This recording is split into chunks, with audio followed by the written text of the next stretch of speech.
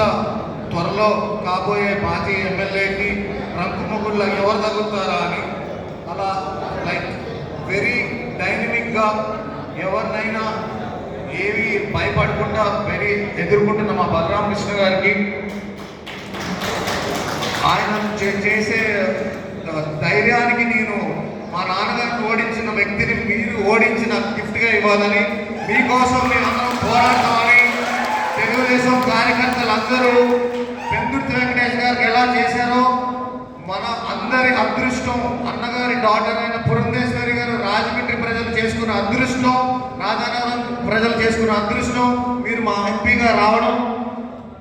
మీరు ఈరోజు ఎన్టీఆర్ గారు అంటే క్రమశిక్షణ, అక్కడ ఆ స్కూల్ నుంచి వచ్చిన మన పురంధేశ్వరి గారు ఒక ఎగ్జాంపుల్ చెప్పాలి. ఈరోజు మార్కెట్లో మన పిల్లల్ని భవిష్యత్తులో పెద్దంపూడి రాజాకి ఇదే చివరి ఎన్నిక కావాలని వాళ్ళ తమ్ముడు కానీ ఎవరైనా కానీ అరాచకాలను భయపడను, I'm nobody to fear అనే ఒక పాయింట్తో ఈయన వచ్చిన స్టైల్ ఏదైతే ఉందో అది అందరికీ కనెక్ట్ అయింది.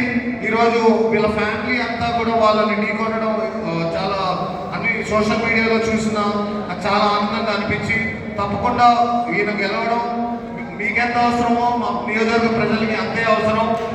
ఈయన స్థానికుడు, ఆయన స్థానికుడు కాదు, వేరే వేరే నియోజకవర్గాల నుంచి మారిపోయి వచ్చి చాటే భూములు లాంటి అక్రమాలు ఎన్ని చేస్తారు మనందరికీ తెలుసు. సో ఇప్పుడు ప్రస్తుతం ఒక ఎంపీ గారు ఉన్నారు, ఆ ఎంపీ గారు ఎమ్మెల్యే గారు రోజు 5 సంవత్సరాలు కొట్టుకోవడమే సరిపోయింది. నువ్వు గాంజా అంటాడు, ఈయనేమో నువ్వు ప్లేడ్ అంటాడు, లేదు నువ్వు ప్లేడ్ అయ్యే సరిపోయింది. సో ఈరోజు ఒక ఉన్నతమైన ఎన్టీ రామారావు అదేవిధంగా వేదిక ముందున్నటువంటి ఎందరో మహానుభావులు అందరికీ వందనం అంటూ మీ అందరికీ గుర్తించవలసినటువంటి విషయం, ప్రజాస్వామ్య వ్యవస్థలో మన దగ్గర ఉన్నటువంటి అతి పదునైన ఆయుధం ఏదైనా ఉన్నది అంటే అది ఓటు హక్కు. మనం ఎవరిని అధికారంలోకి తీసుకురావాలన్నా, ఎవరిని అధికారం నుండి తొలగించాలన్నా అది మీ ఓటు హక్కు మాధ్యమంగానే సాధ్యపడుతుంది అనేటువంటి విషయం. మే 11 జరిగే ఎన్నికల నేపథ్యంలో 3 పార్టీలు కలిసి మీ ముందుకి అనేటువంటి విషయం కూడా మనం ఇక్కడ గమనించాలి. ఇందాక మనం చూసుకున్నట్టుగా రాష్ట్ర భవిష్యత్తు కావచ్చు, అదేవిధంగా దేశ భవిష్యత్తు కావచ్చు, మన ఓటు హక్కు మీద ఆధారపడి ఉన్నటువంటి సందర్భంలో రాష్ట్రంలో మంచి మార్పు తీసుకురావాలి అనేటువంటి ఆకాంక్షతో ఈ 3 పార్టీలు కూడా మన ముందుకు వచ్చాయనేటువంటి విషయం మనం ఇక్కడ గమనించాలి. ఆ సందర్భంలో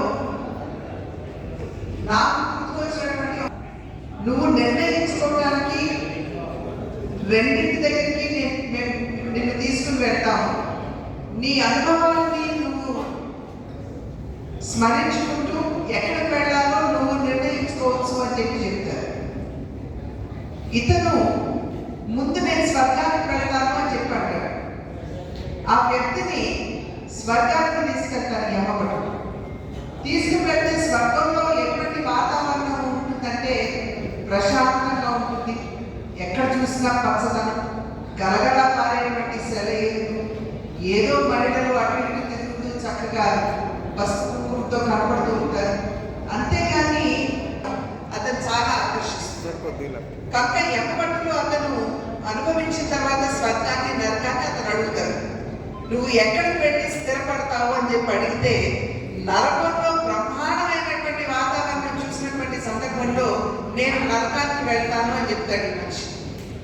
అన్న తర్వాత యమపట్టులు అతన్ని నరకానికి తీసుకుని వెళ్ళేటప్పటికి అక్కడ అతనికి కనిపించేది సలసలా కాగే నూనె, ఆ నూనెలో పాపాత్మలందరినీ పడేస్తూ యమపట్టులు, ఇటువంటి భయంకరమైనటువంటి వాతావరణం అతను కనపడు. వెంటనే అడుగుతాడు, ఇదెక్కడి న్యాయం? నేను మొన్న వచ్చినప్పుడే బ్రహ్మాండంగా కనపడింది నరకం, మరి ఇప్పుడు తీసుకుని వస్తే ఇంత ఘోరాతి ఘోరంగా ఉంది, భయంకరంగా ఉంది అని చెప్పంటే అక్కడ కూర్చున్నటువంటి శాటాన్ని చెప్తారు, అయ్యా బాబు అప్పుడు నేను క్యాంపెయినింగ్ చేస్తున్నాను అందుకనే అద్భుతంగా నీకు కనపడింది అని చెప్పి అతను చెప్పొచ్చు. ఇది ఎందుకు చెప్తున్నానంటే 5 సంవత్సరాల క్రితం మనం చూసింది ఇదే. ఒక్క ఛాన్స్ ఇవ్వమని చెప్పి జగన్మోహన్ రెడ్డి గారు అన్నారు. ఒక్క